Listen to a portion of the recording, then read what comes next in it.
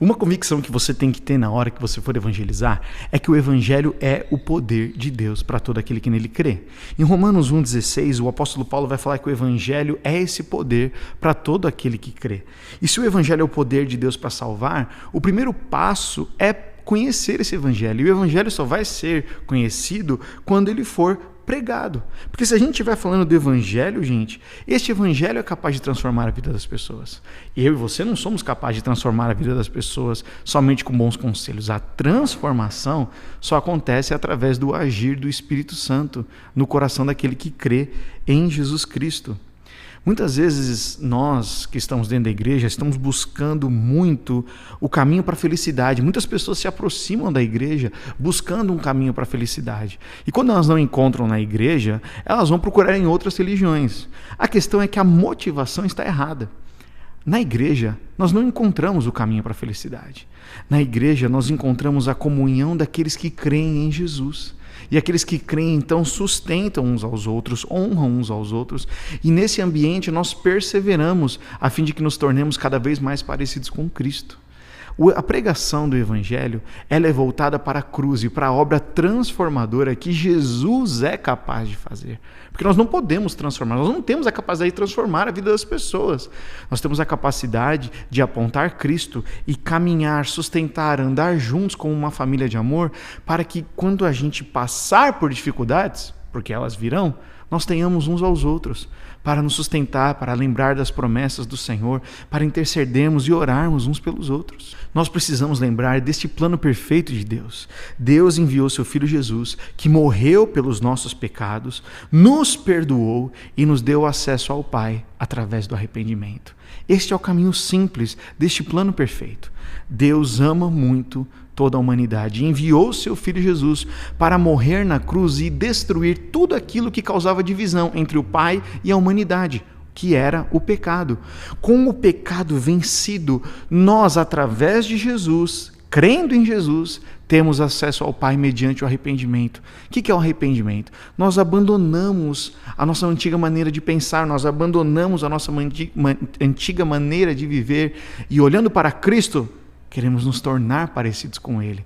E nesse aperfeiçoamento vivemos em comunhão, vivemos uns aos outros, vivemos a vida de uns aos outros e temos acesso ao coração do Pai. Podemos orar com a convicção de que somos ouvidos, podemos, viver uma vida livres da condenação do pecado, porque sabemos que Ele nos ama muito. Este coração de amor é o que deve ser pregado quando nós declaramos que o Evangelho é o poder de Deus. O Evangelho é o poder de Deus, sim, para manifestações milagrosas, maravilhosas, miraculosas, com certeza. Mas o maior milagre de todos é quando um pecador se converte, quando uma pessoa se arrepende e entrega sua vida a Jesus para que ela seja Senhor e Salvador. Entendendo então que o Evangelho é o poder de Deus, tem uma tabela simples que eu vou colocar aí na tela para que você registre na sua mente o que é o Evangelho e o que não é o Evangelho. O Evangelho não é uma lista de regras religiosas. O Evangelho é uma boa notícia. Julgar ou condenar as pessoas não é uma boa notícia. Então nós temos que falar da solução. O Evangelho é a solução. O amor do Pai é a solução. Jesus Cristo é a solução. O Evangelho não é o que eu faço. O Evangelho é o que Jesus fez por mim. O Evangelho é a mensagem essencial da salvação de Jesus. Olha isso. Jesus veio para perdoar os nossos pecados e nos religar a Deus. Jesus não veio apenas para que as pessoas tenham conforto e sucesso. O Evangelho não é uma lista de atitudes religiosas, como frequentar lugares e obedecer regras. O Evangelho é isso. Deus se colocou para nos trazer a salvação. Foi um ato voluntário. Deus se desloca. Ele é o verbo que fez habitar, o verbo que se fez carne. É uma história de amor. Nenhuma religião, gente, apresenta um Deus que veio por todos e está acessível a todos. O Evangelho não é um caminho para ter sucesso ou ser feliz.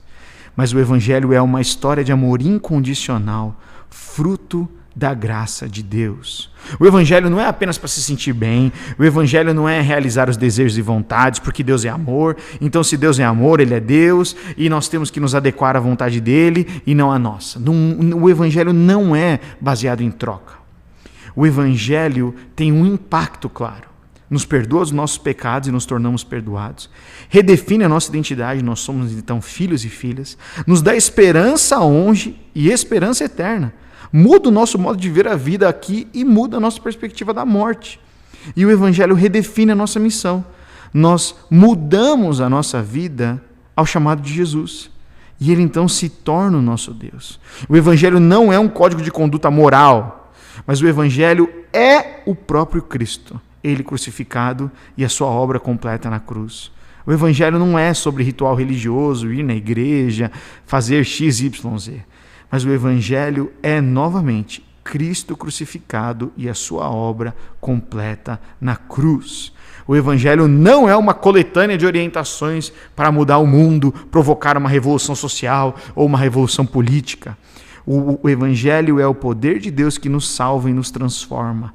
Em consequência disso, a influência e a transformação acontece por meio de nós. Você precisa ter muito claro o que o Evangelho não é e o que o Evangelho é.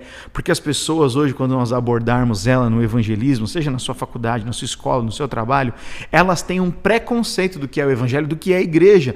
Eles acreditam que é um movimento político, eu já tentei ir na igreja, mas eu não me adapto à igreja. A igreja não é um conjunto de regras. O Evangelho é Jesus Cristo, e a igreja tem que representar o senhorio de Jesus.